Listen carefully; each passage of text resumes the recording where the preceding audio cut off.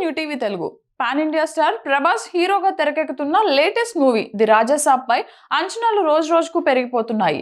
Comedy సినిమాల దర్శకుడిగా ప్రత్యేక గుర్తింపు తెచ్చుకున్న మారుతి ఈ చిత్రాన్ని తెరకెక్కిస్తుండగా నిధి అగర్వాల్, మాలవిక మోహనన్, రిద్ది కుమార్ హీరోయిన్లుగా నటిస్తున్నారు.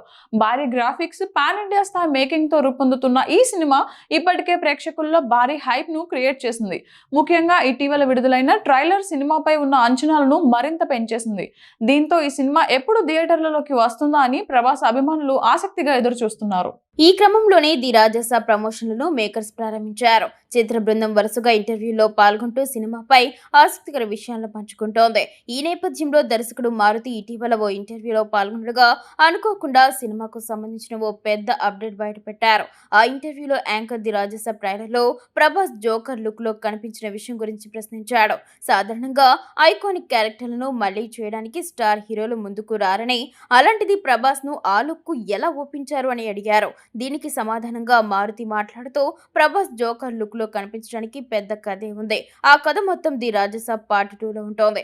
ఆ లుక్ కు ఉన్న ప్రాధాన్యతను ప్రభాస్ కు వివరించాను. అప్పుడు ఆయన ఒప్పుకున్నారు అంటూ చెప్పుకొచ్చాడు. ఈ మాటలతో మారుతి అనుకోకుండా ది రాజాసాబ్ కు సీక్వెల్ కూడా ఉంటుందనే విషయాన్ని బయటపెట్టినట్లయింది. దీంతో ఈ న్యూస్ ఇప్పుడు సోషల్ మీడియాలో వేగంగా వైరల్ అవుతోంది. ఇక ప్రస్తుతం ప్రభాస్ చేస్తున్న సినిమాలు చూస్తే సీక్వెల్స్ విషయంలో ఆయన టాప్ లో ఉన్నారని చెప్పుకోవచ్చు. ఇప్పటికే సలార్ 2, కల్కి 2 లాంటి భారీ చిత్రాలు లైన్ లో ఉండగా ఇప్పుడు ది రాజాసాబ్ 2 కూడా ఆ జాబితాలో చేరడం ప్రభాస్ ఫ్యాన్స్ కు డబుల్ ట్రీట్ లా మారింది.